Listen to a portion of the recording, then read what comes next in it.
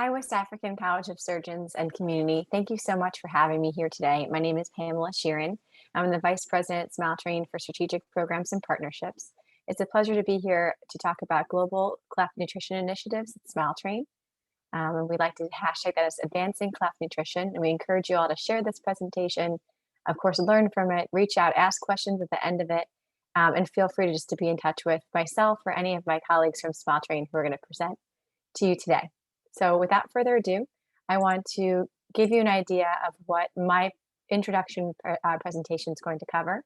Briefly about the challenges and implications of malnutrition among our cleft population, which many of you are already very familiar, along with the burden that it causes to the patients and the families. Most importantly, though, an introduction to the opportunities that Smile Train, at a global organization, has had over the last year especially, but even the last few years around global nutrition programs to overcome these challenges and the burden. And then I'm going to pass the presentation to each one of my colleagues from around the world to talk about regionally how they've also seen opportunities and are moving things forward. So I hope you enjoy today's session. This is nothing new for you all, but what are the challenges that patients with cleft have with feeding? Things like a weak suck, non-rhythmic suck, swallowing too much air, trouble maintaining a good seal, all these things you're very familiar with. I don't really need to go into much detail.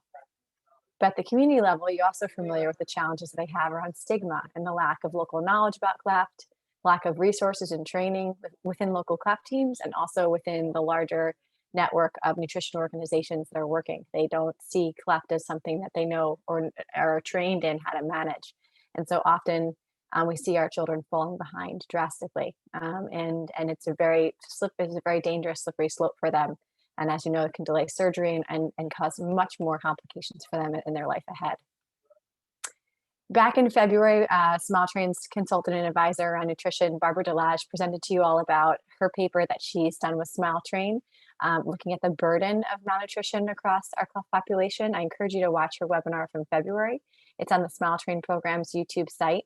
And the breadth of the burden is pretty tremendous. Looking at the data in Smile Train Express, our medical database, almost a third of our patients at time of surgery are considered to be malnourished. There's a lot of work to be done to try and reach these children earlier to prevent that malnutrition and make sure they're getting safe surgery on time and are not at risk of having further complications of being malnourished.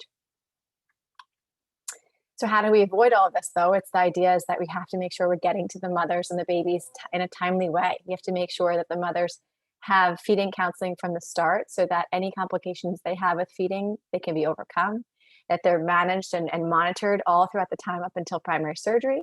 And the surgery is done safely. And even after surgery, those children are being monitored in case there are still any other complications with feeding. So this is the ideal, this timeline, which again, you all are very familiar with.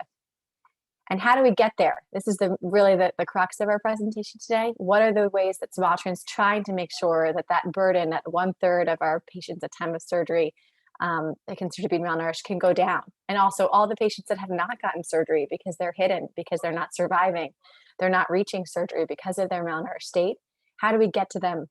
So the opportunities I'm going to outline in the next couple of minutes are the following. And I hope this is just give you a taste of what we're trying to do at a global level from Smile Train. And again, after I talk, I'm going to pass it over to my colleagues to talk about the regional opportunities and the regional activities. So first, Smile Train, over the last year, we've tried to revamp our nutrition program. What that means is we try to streamline it and make it more direct and more clear. We started off with writing a new guidelines document and what does it mean to provide Smile Train nutrition programs. And this document is called Guidance in Nutrition Care Provision. And it covers the areas of feeding counseling, nutrition assessment, and nutritional care. It defines what those terms are so that all of our global partners worldwide are speaking the same language about what does it mean for nutrition programs for our patients. And this documentation also explains the key professional competencies and actions that someone overseeing a nutrition program should be able to accomplish around feeding counseling, nutritional assessment, nutritional care. And Smile Train, I'm going to get into that next, but we have a grant program that's available for our partner hospitals to apply for, and they can apply for just support for feeding counseling, which is where the variety of people can be trained and how to offer that for families affected by cleft, and then also can offer support for nutritional assessment, nutritional care for partners that have someone overseeing the program that has the really specific training on how to, the core competencies and the key actions necessary to provide that level of care. So this is a snapshot of what our streamlined and new grant application looks like. We ask you for information about the needs, the objectives, activities, and the budget that you plan on having. And of course, also to let us know about who is going to be managing the program. Are they just going to be focusing on feeding counseling, or are they also capable of providing nutritional assessments and nutritional care for malnourished patients? It's a very streamlined application, and once it's approved by a local nutrition advisor from SmileTrain, it's funded, and we just encourage you to keep track of the patients. We have a way that you can either track it in SmileTrain Express or through a simple Excel, and send to us for ongoing reporting. Now, I mentioned the idea of having a local nutrition advisors. This is something that SmileTrain has done around the world in the last year. We've contracted advisors, and maybe some of you are even on the call. And the goal of having these advisors is that they would review local applications from their own particular region from SmileTrain partners who are asking for nutrition funding. And that advisor can give each of the partners support, guidance as they apply. And they know the local context. They know what makes sense as far as what that local partner is applying for, as opposed to sending it to SmileTrain headquarters and us trying to understand what all the local contexts are of where all of our partners work. So these advisors are really important. These advisors also try and lead the regional trainings, the local trainings that are happening for the representatives from our partner hospitals and our managed nutrition programs. Perhaps even guide research on the ground around cleft malnutrition or nutritional needs of families affected by cleft.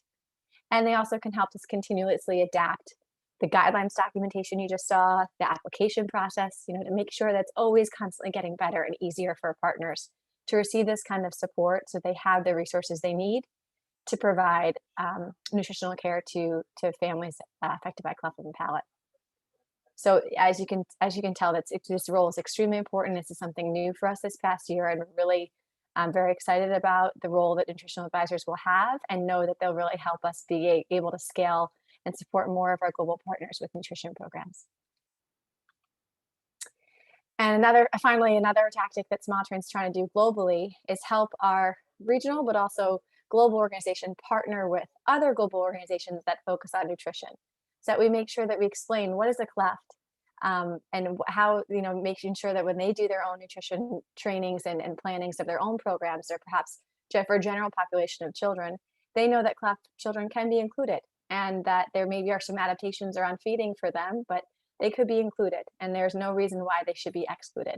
And with the more awareness with other nutrition groups, or groups that are on the front lines with mothers with newborn babies, like OBGYNs or associations, midwife associations, that they understand how to help that mother right away, because they understand the complications that can happen for that child if they fall behind.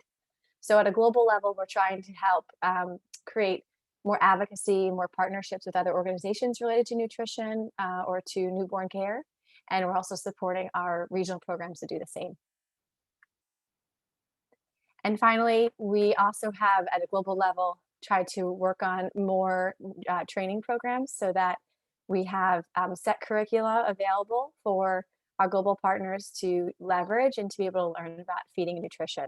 The main curricula that we've worked with has been spearheaded with another organization called Spoon Foundation, and it's called Supporting Comprehensive Cleft Care Through Nutrition and Feeding. It can be done, the curriculum can be run obviously in person, and that's the preference, but given our current realities, it also is being run online, virtually. It really empowers partners with the knowledge around feeding counseling, especially, and there's some information about also monitoring the growth and development of the babies, but more focused on the initial feeding that's required for these babies with cleft. So please, if you have any interest in running a program locally or attending a program with this training curriculum, please feel free to reach out and let us know. I'm sure that there's going to be some that are going to be run locally around you in the near future. So without further ado, I want to pass the mic over to my colleagues around the world who are going to talk about locally or regionally what the efforts from SmileTrain have been to try and overcome any challenges around feeding nutrition at our local partner hospitals, and really advance the cleft nutrition of our partner programs around the world. So thank you so much again.